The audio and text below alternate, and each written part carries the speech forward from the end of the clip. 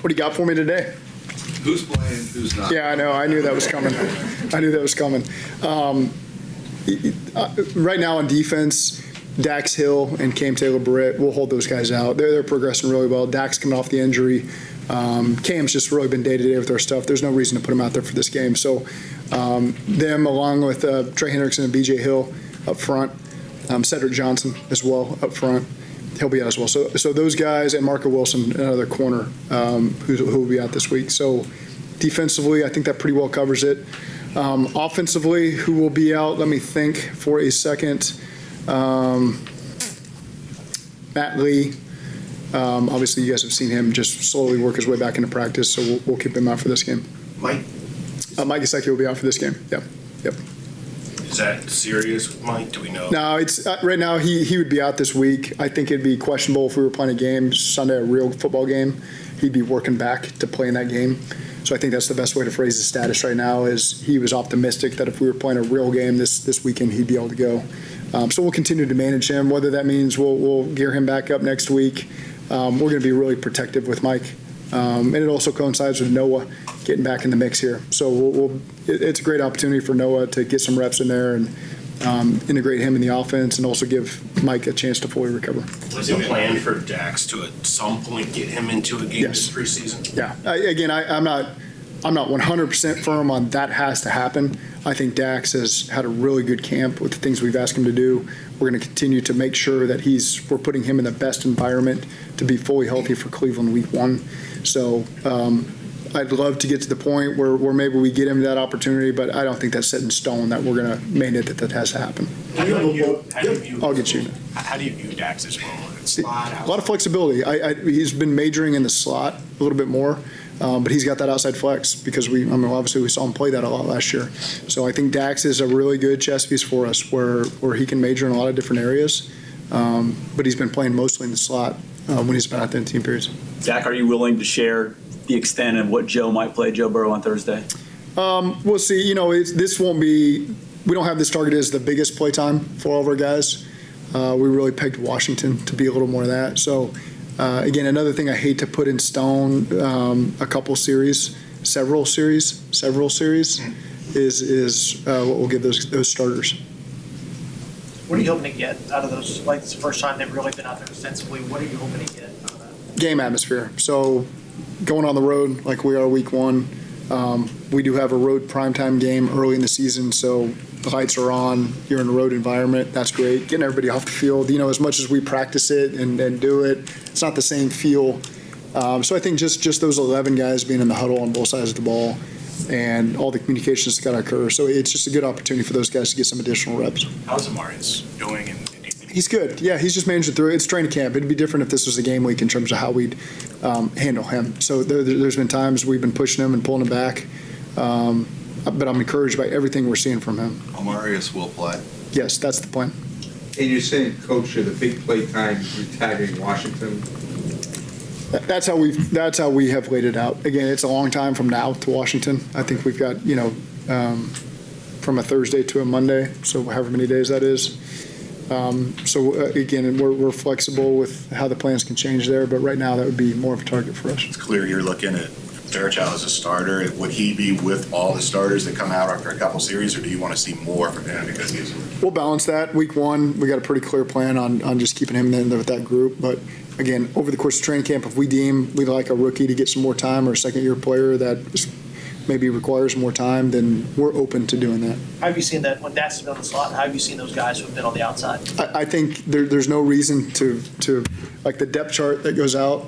I try to express to the guys like this is meaningless towards their competition.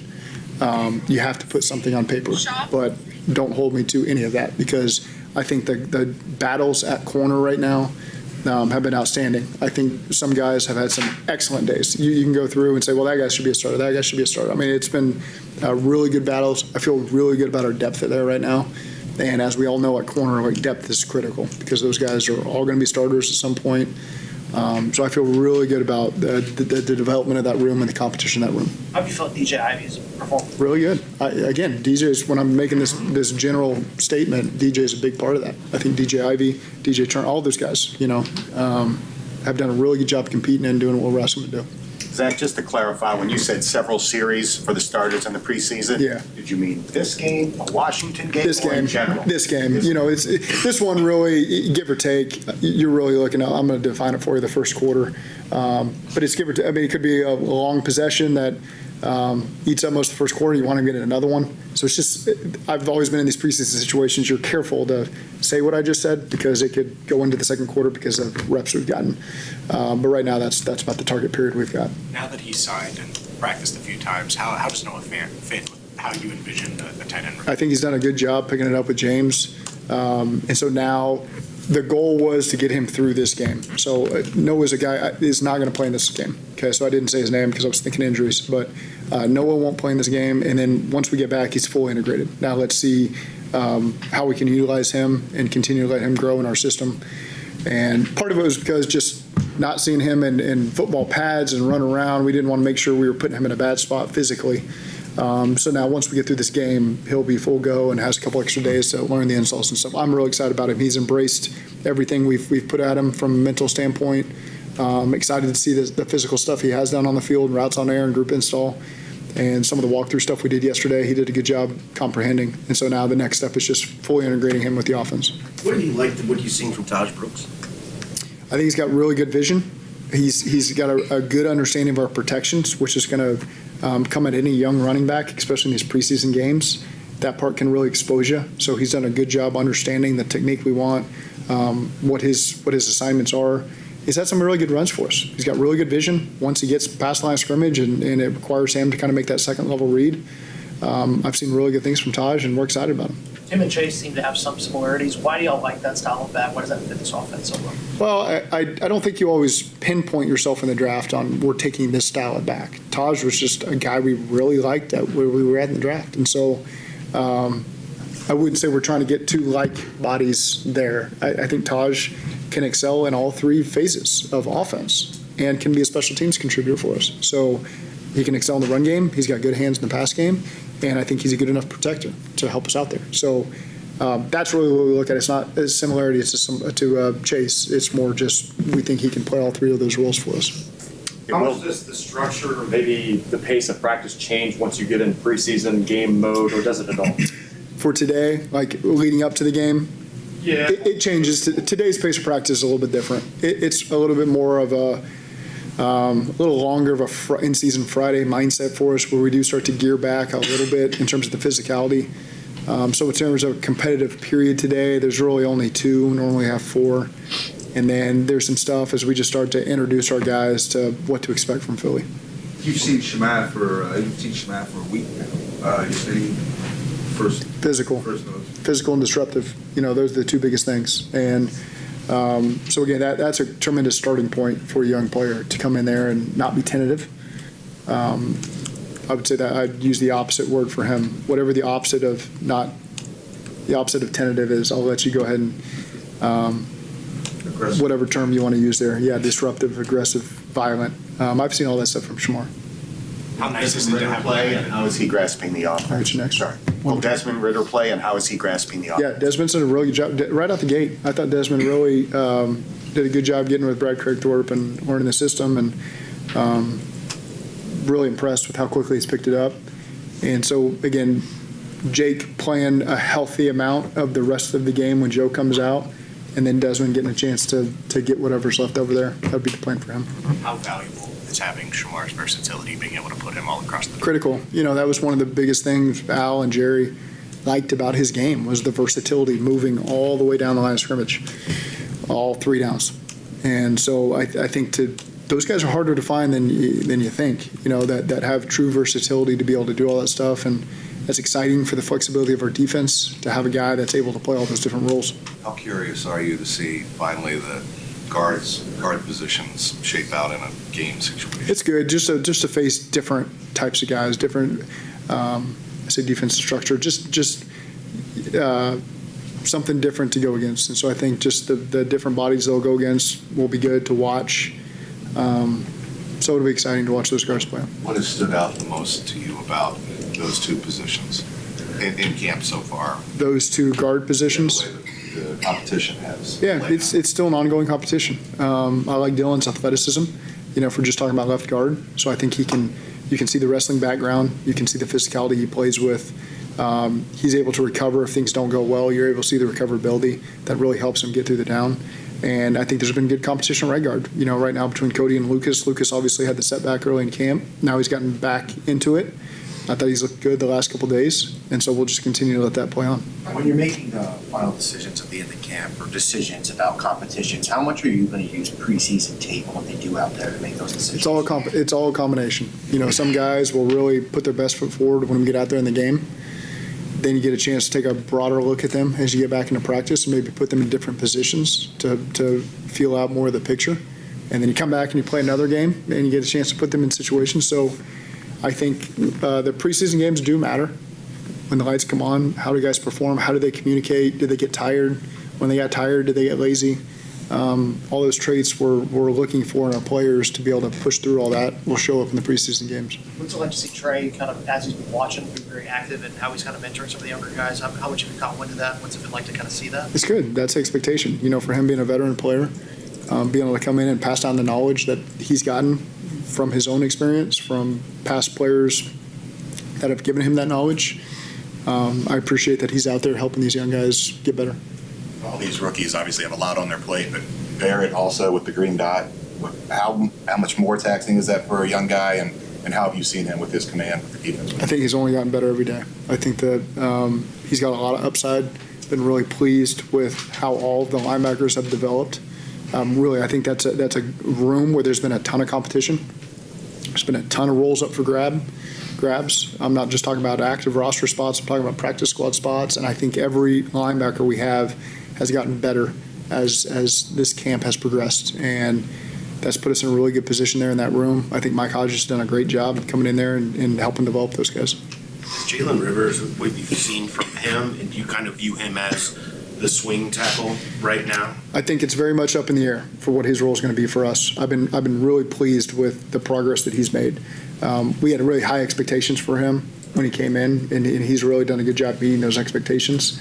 And the difficult part for him is he came in and got settled in at left tackle, then we throw him over to right tackle, and so he's just got to be ready to move around, and that's the part that he'll continue to adjust to.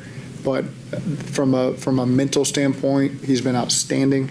From a physical standpoint, there's been some things that we are really, really liking about Jalen and continue to give him more opportunities to showcase what he's able to do for us over the course of training camp. I feel like some rookie classes seem like they have a general attitude about them or something that they bring to the team. That this group of rookies... Football IQ. I think the football IQ and the leadership in this group is outstanding, top to bottom. It's talking about undrafted guys too. Like this undrafted group is really good. There's been some guys that have really caught our attention in this group. So I'm really pleased with the job the scouts did, the work the coaches have put in to bring in this group, because I think it's really made us a better football team. How rare is that football IQ for rookies to be a thing that you start with? I mean, that's not necessarily normal. Right. So that's guys that a lot of them were captains at their schools. A lot of them stuck it out, for the 3, 4, 5 years that they were in college. Consistency in the same program, which is one of the challenges when you bounce around. I've been there. I went to 3 colleges. When you bounce around, you start over in a lot of ways, and so you miss some ground level stuff that coach assumes you learned at that school, and you didn't. I always tell the story. I went through my senior year in stretch. The DB coach in Nebraska would come talk to me. Does this team fire zone a lot? And I was like, a little bit, yeah, a little bit, like 15, 20%. I didn't know what fire zone meant because everyone just assumed I knew what it meant. So I just had to BS my way through a stretch every week for 12 weeks with Phil Almation while he asked me about fire zone. That was what he loved to talk about. And I didn't know the definition of fire zone. And so I was just I always tell that story to quarterbacks I've coached, like, don't assume any question you're asking is a dumb question. We might say the word cloud over and over again. They don't know that means cover 2. So sometimes you have to define that, and you have to make sure your players are open to asking that question and they don't feel dumb for asking a question that maybe they just didn't learn at their high school or their college, or they transferred so many times it was assumed they knew it. So I don't even know what got me on this tangent right now, but it's, whatever you said just got me going here a little bit. But I'll just end it awkwardly because I don't even know why I got here. Jalen Rivers is obviously was versatile in Yeah. college. Do you envision him maybe getting reps at It's a possibility. That's a possibility. I think as we got through these first 2 weeks, sometimes with Amarius being out, for a couple of days, that put us in a position where we got a chance to look at him at right tackle. But I certainly would not take that off the table, that he's going to have a chance to move around even more. Follow up on that tangent real quick. Why does that not hurt development then in that case, or does that impact development in terms of like long-term trajectory with QBs? Like obviously you were able to pick it up and refine in Nebraska, but why does that? How is that such a big impact if guys just don't sit long enough to learn basic concepts? Well, it's hard because you want to play and yeah, you want to compete. But for quarterbacks, the writing is on the wall sometime. Like barring injury, my whole college career is going to end, and I might not get a chance to step on the field, regardless of how hard I worked. And so there's only one quarterback that walks on the field, unless you played at Princeton like 10 years ago and they played 3 at one time. Only one goes on the field. So it's just sometimes you transfer because you just don't want to waste another year. It's hard. And so, again, that's when I talk about all these transfers, like that was me. So I understand it as well as anybody. But it's just sometimes you got to make a decision. Do I jump now or do I play this thing out and hope someone gets hurt or hope I physically develop even more where I can beat that guy out? That's a tough pill to swallow sometimes.